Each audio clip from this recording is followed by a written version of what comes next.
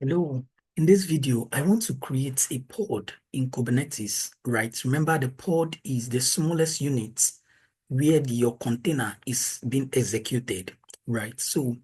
But in this case, I want to use the declarative method. That is, I need to write a YAML file, right? So if you look at, I need to write something like this, right?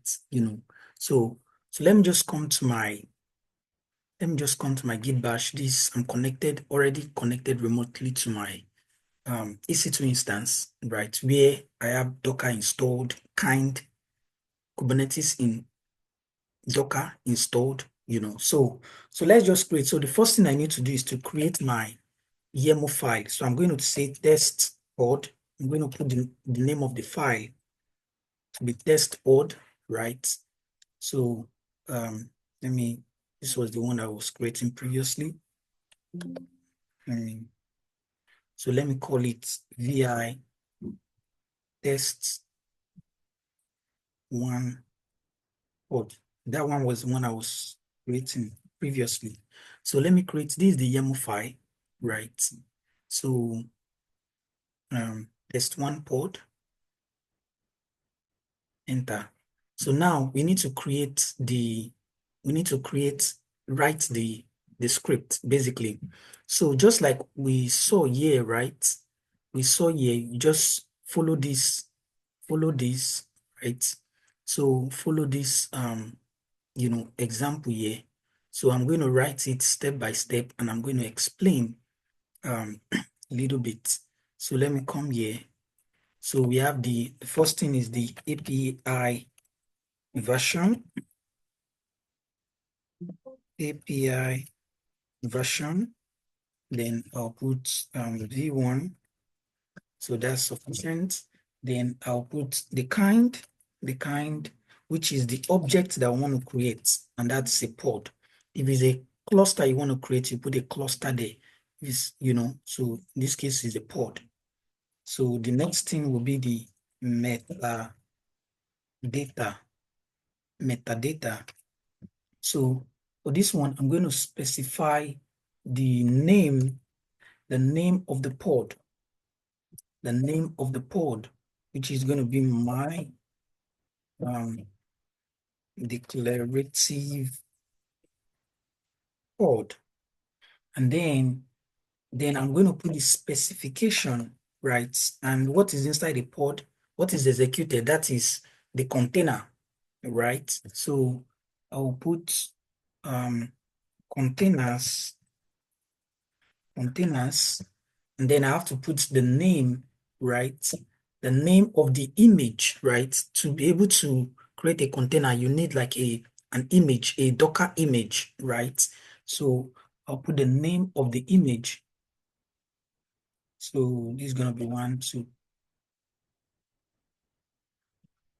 1, 2. Sorry, one. Okay, name. Okay, and then we'll just put engine X maybe 2. Okay, and then the image. So the image will be engine X. So it's gonna pull this image from Docker registry, right? Engine X is gonna pull that. So it's gonna create a Docker image, it's gonna create um it's gonna create a container using this image, right? So I think this looks good. Let's just look at everything again to ensure that everything looks good. Okay, so I think this indentation here looks good. And then the indentation under, so this looks good, containers. And then you have this looks good, this looks good. Okay, so I'm going to save this escape column X, enter. Then I'm going to run this one. Let me open it again just to make sure. Okay, everything looks good. So the next thing I'm going to do is that I'm going to run it now. Escape column X, enter. So I'll use the command kubectl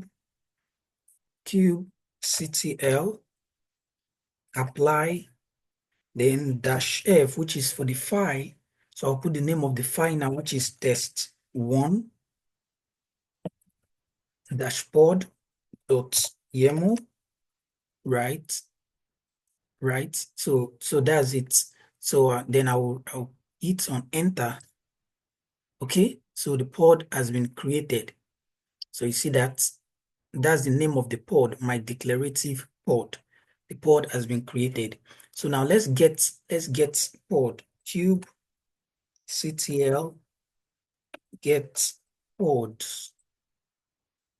So that's the pod, right? You see the status running, right? So let's get some, you know, more information about this pod. kubectl, so describe. So describe, then I'll put pod, and then I'll put the name of the pod, which is my declarative pod. So that's it, my declarative pod. Then I'll hit on enter. So it gives a description, right? See the event, right? So you see the events that happened successfully assigned default this pod to, so this pod is is assigned to the worker node, the worker, node, right? We have the master node and the worker node. Then, when we, applied it, pulled image, right? Pulled image and you know, and created a container. The name of the container is what? Is Nginx2. So, and it also started the container. So we can get more information, right? This is the IP address to be able to access the pod. And then you see the name, right? The name of the pod, so that's just it. So let's just clear. Let's clear, and then we are going to delete this pod. So to delete the pod, you use kubectl, then delete. So you enter the name of the file, the YAML file that we used to create the pod, right? .yaml. So that's so I think it's test1. So this is the name of the YAML file. So enter. So you see, pod has been deleted. So if we do kubectl get pod now, see, no resource found. The pod has been deleted. So that's just it. That's basically how to create, a pod using the declarative method.